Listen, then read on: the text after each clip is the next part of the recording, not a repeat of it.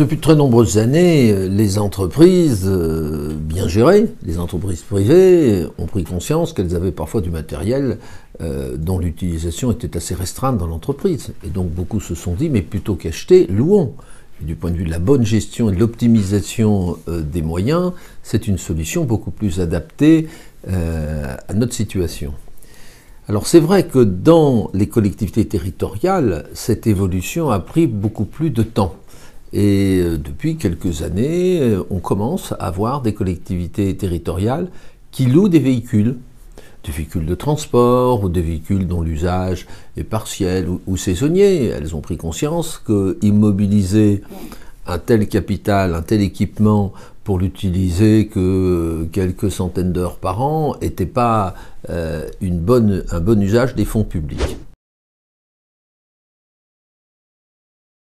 L'un des freins au développement de la location de matériel, d'équipements divers, était le suivant, c'est que les collectivités territoriales, elles ne récupèrent pas la TVA, contrairement à ce qu'on dit, elles bénéficient du fonds de compensation de la TVA, qui est en fait une subvention de 16%, pour faire simple, sur le montant TTC des investissements qu'elles acquièrent. Et le problème de la location de matériel, c'est qu'il n'est pas éligible au fonds de compensation, puisque c'est une dépense de fonctionnement et pas une dépense d'investissement. Alors donc pendant longtemps, on a dit c'est comme ça, oui, discrimination entre l'achat et la location, il n'y a pas un système équilibré. Les choses ont changé, puisque depuis cette année, le gouvernement a rendu éligible au FCTVA des dépenses de fonctionnement, ce qui est tout à fait une révolution intellectuelle, dans deux domaines qui sont les dépenses de voirie et les dépenses d'entretien des bâtiments publics. Alors il s'est posé la question, mais le fonds de compensation, c'est-à-dire cette subvention d'investissement, on ne peut pas avoir une subvention d'investissement sur une dépense de fonctionnement. Donc le gouvernement a dit, il y aura deux FCTVA, il y aura une subvention de fonctionnement sur les dépenses de voirie et sur les dépenses sur les bâtiments publics, et puis il y aura l'ancien subvention d'investissement qu'on appelle FCTVA sur les dépenses d'investissement.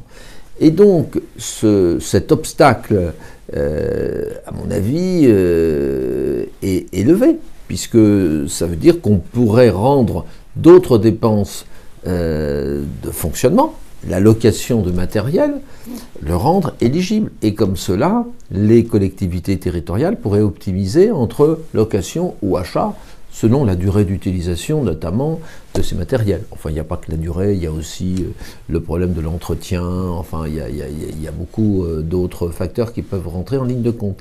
Et comme cela, on mettrait les collectivités territoriales en situation d'optimiser entre location ou achat. L'amendement pour rendre éligible au FCTVA les dépenses de fonctionnement afférentes à la location de matériel a déjà été déposé. Et pour le moment, il a été repoussé. Mais l'évolution même du FCTVA, un FCTVA sur le fonctionnement et sur l'investissement, à mon avis, ouvre la voie à l'élargissement de l'éligibilité de cette dépense de fonctionnement au FCTVA.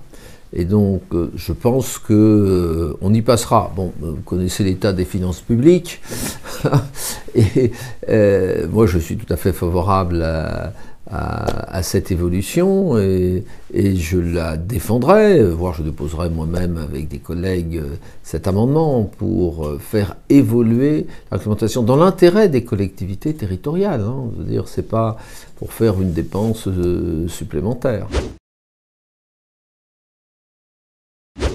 C'est vrai, mais pour ceux qui réfléchissent de temps en temps au système comptable, public comme privé d'ailleurs, c'est vieux débat sur la distinction entre les dépenses d'investissement et les dépenses de fonctionnement.